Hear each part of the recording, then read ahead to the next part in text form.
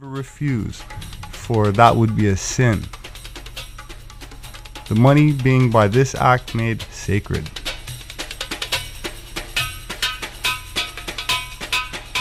So she follows the first man who casts it and rejects no one. After their intercourse, having discharged her sacred duty to the goddess, she goes away to her home, and thereafter there is no bribe, however great, that will get her. So then the women that are fair are soon free to depart, but the uncomely have long to wait, because they cannot fulfill the law, for some of them remain for 3 years or 4. So in other words, in ancient Babylon, it was a sexual right expected of every woman, no matter how wealthy her family was, to prostitute herself at least once, and for the females that were not attractive, according to Herodotus, this could potentially take years to fulfill.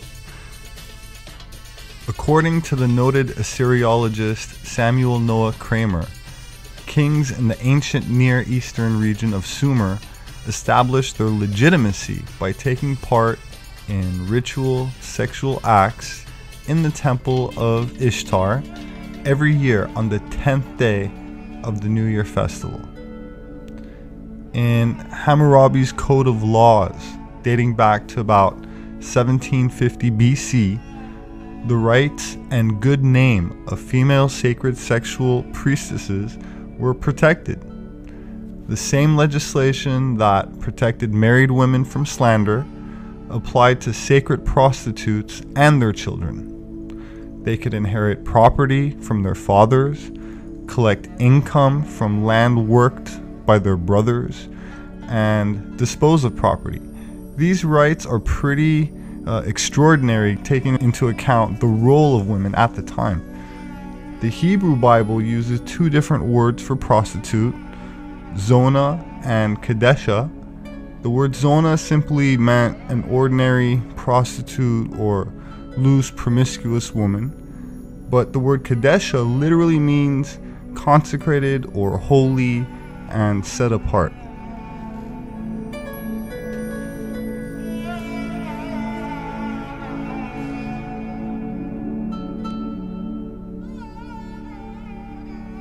The Bible states that the Canaanite cults practiced these sex acts, but it had no place in the Israelite religion. Deuteronomy says that none of the daughters of Israel shall be Kadesha, nor shall any of the sons of Israel be Kadesh. The Akkadian counterpart of Inanna was Ishtar, the goddess Ishtar, and the Canaanite equivalent was Astarte, whom the Greeks accepted under the name of Aphrodite. The Roman equivalent was Venus. In ancient Greece, sacred prostitution was known in the city of Corinth, where the temple of Aphrodite employed a significant number of very charismatic female sex servants who were quite educated, known as hetairai, during classical antiquity. The Phoenician city Heliopolis, or Baalbek, continued to practice temple prostitution until the Emperor Constantine closed down the sex rights in the 4th century AD. In the southern and eastern Indian state Odisha, Devadasi is the practice of dedicating prepubescent and young adolescent girls from villages in a ritual marriage to a deity or a temple, who then work in the temple and function as spiritual guides, dancers, in service to the temple. Human Rights Watch reports claim that this is basically sex slavery, and at least in some cases the practice involves prostitution for upper caste members.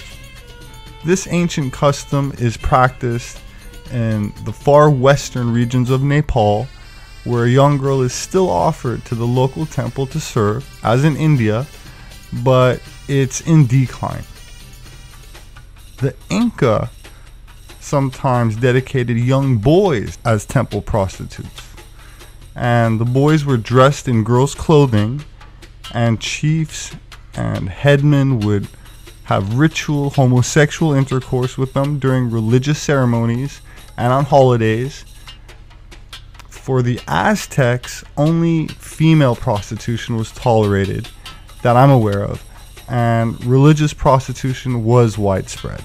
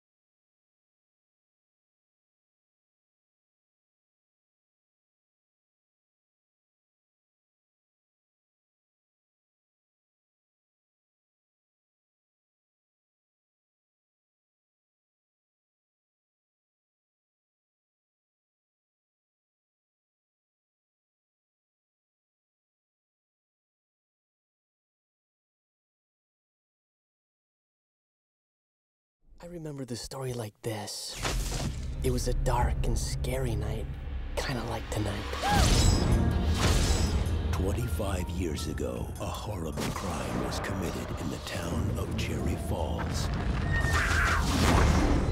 Now, You haven't heard about Rod and Stacy? Did they break up? Break up! Wake up! They're dead! what their parents hid in the past Nobody has seen or heard of her for over 25 years.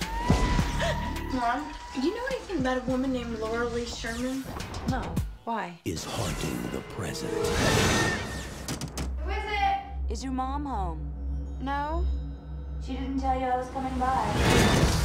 4 teenagers have been killed, a 5th viciously attacked. All victims appeared to be virgins. Everyone's decided to take themselves off the endangered species list and have sex. I need to ask you a personal question about how far you've gone, base-wise. Can you go further?